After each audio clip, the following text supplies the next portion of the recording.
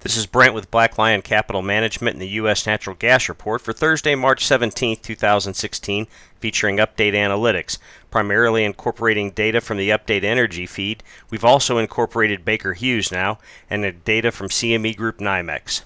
We'll break the report down according to the 5 regions tracked by EIA, beginning with Pacific, then Mountain, Midwest, East, South Central, and then we'll cover the overall lower 48 United States. Highlights from this week's report: a 1 BCF drawdown. All regions experienced an increase in their surplus. 3 of the 5 regions continue injecting gas, and we're going to tentatively call this the end of drawdown season, and we will begin injecting gas approximately 100 BCF more than the all-time record. Let's go to the charts. All the charts are constructed similarly, and this data all comes to you via the Update Energy feed. In the top pane, the heavy blue line is the gas in storage. The black dash line is the 5-year average of storage. The light green dash line is the 5-year average maximum. The light red dash line is the 5-year average minimum. The center pane shows either the injection or the withdrawal of natural gas for that week. And then in the bottom pane, we take the delta between the gas in storage and the 5-year average and plot that as either a surplus or a deficit. So beginning here with the Pacific region, 259 BCF in storage right up against the 5-year average maximum, the light green dash line. The center pane shows a 1 BCF injection, and the surplus has risen to 59 BCF out west. In addition to the storage, we cover the basis differentials for certain delivery points within those regions. Out in the west, we cover, in the Pacific, we cover PG&E and the SoCal basis. PG&E trading at a 15-cent premium, SoCal basis trading at a 15-cent discount. To the Mountain region, 1 BCF injection again this week, and we've got 147 BCF in storage, well above the 5-year average maximum, and the surplus has expanded to 30 BCF in the Mountain region.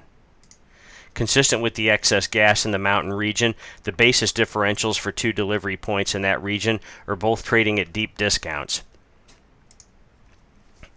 Midwest region actually drew down gas this week, just 10 BCF. However, that does leave us with 577 BCF, and that is in excess of the 5-year average maximum, and the surplus is now up to 207 BCF in the Midwest. So we've got nearly a 50% surplus working in the Midwest. We only cover 1 delivery point there, and it's trading at a slight premium. Out in the east, we drew down gas also, a 12 BCF drawdown, 452 BCF in storage, just slightly below the 490 BCF average maximum, and the surplus there is now expanded to 115 BCF. With that large surplus, it's not surprising that the 3 delivery points that we cover in the east are all now trading at deep discounts. One that's always interesting to look at, Transco Zone 6, started this week or this year up at nearly $2.25 and has now declined all the way to a 50-cent discount. South Central includes Texas and Oklahoma, 2 very large producing states.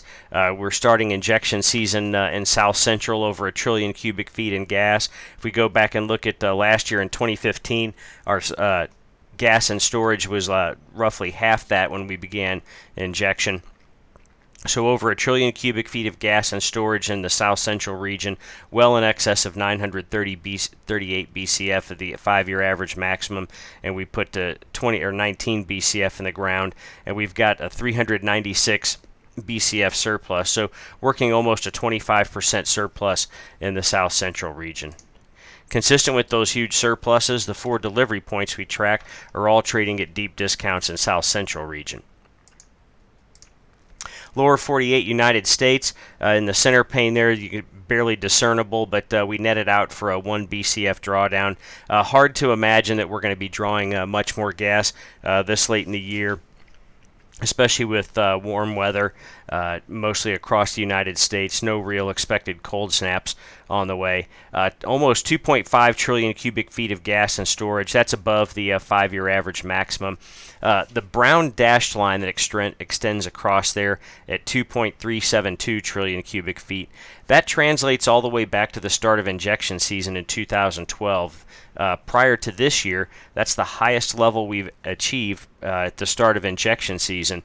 Assuming that my call all is correct and that we have ended drawdown season and next week we'll go to a net injection, then we should begin injection season 100 BCF above the all-time high where we typically start, and then in the bottom pane there an 800 BCF surplus. So we are very flush with natural gas in all the regions and in the lower 48 United States. We should be starting injection from an all-time record.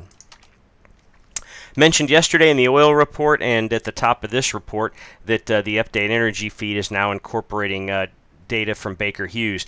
This chart is the Baker Hughes rotary rig count of rigs in the United States focused on exploring for natural gas, down to 94.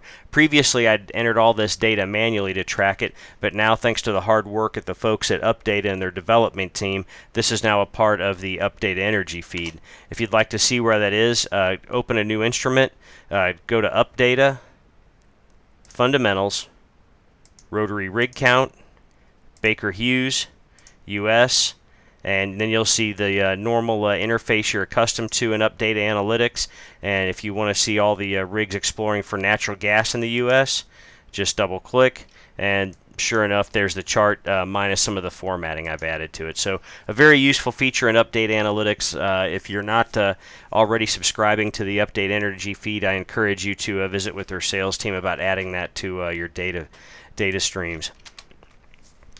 Total rig count, so this is all land rigs in North America, exploring both for oil and natural gas, down to 453 after stacking out 12 rigs last week.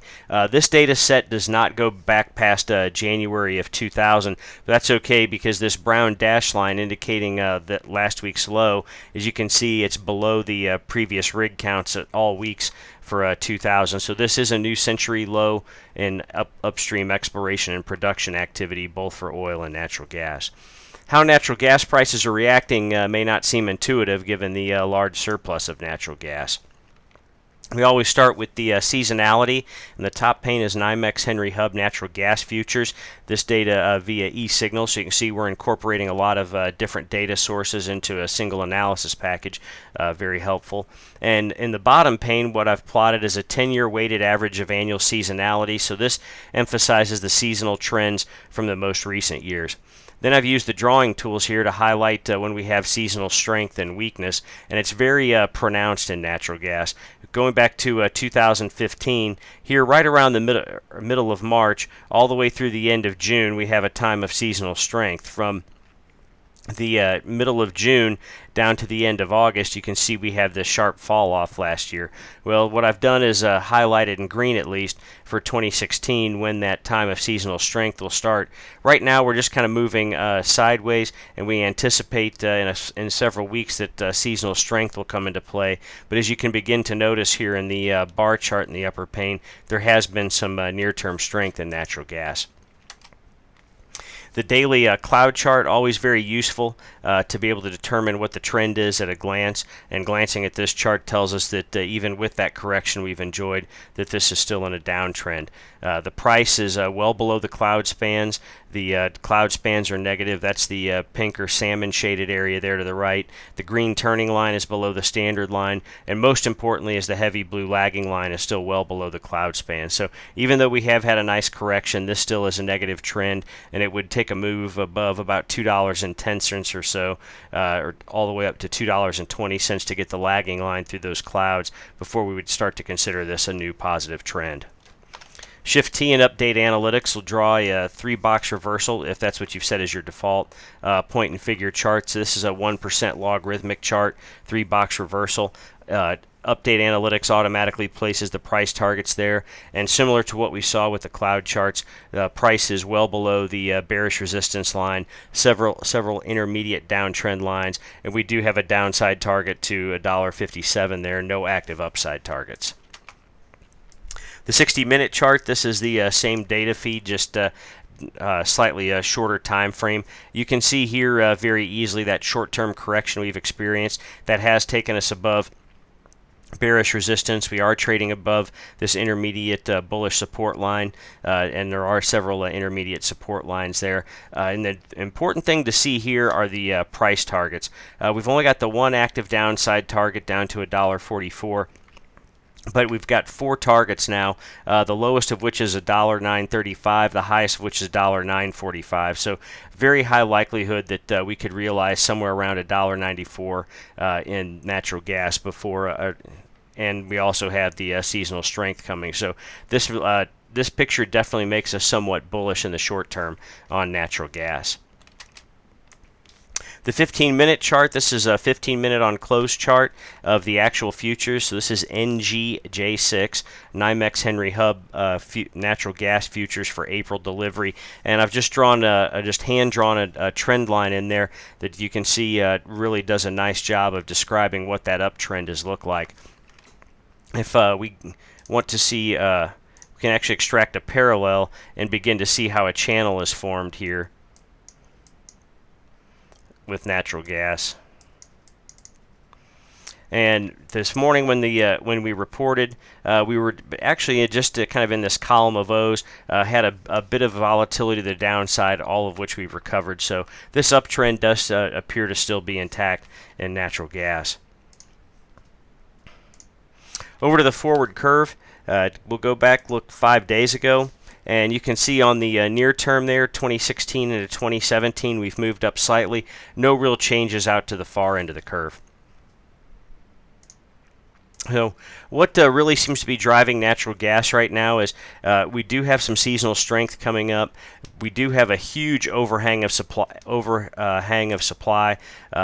we mentioned back here in the lower 48 states is that we're going to start injecting gas from an all-time record level. But what seems to be assisting the market are really these two graphs from Baker Hughes. We can set those up to compare them. You've got an all-time low natural gas rigs, that 242 in that chart goes all the way back to 1992. So as long as Baker Hughes has tracked and reported this data, every time we stack out another rig exploring for natural gas, it's an all-time low. And then 453 total rigs operating in North America that the market does appear to be pricing in some reduction in output as a result of reduced exploration and production activity. This is Brent with Black Lion Capital Management.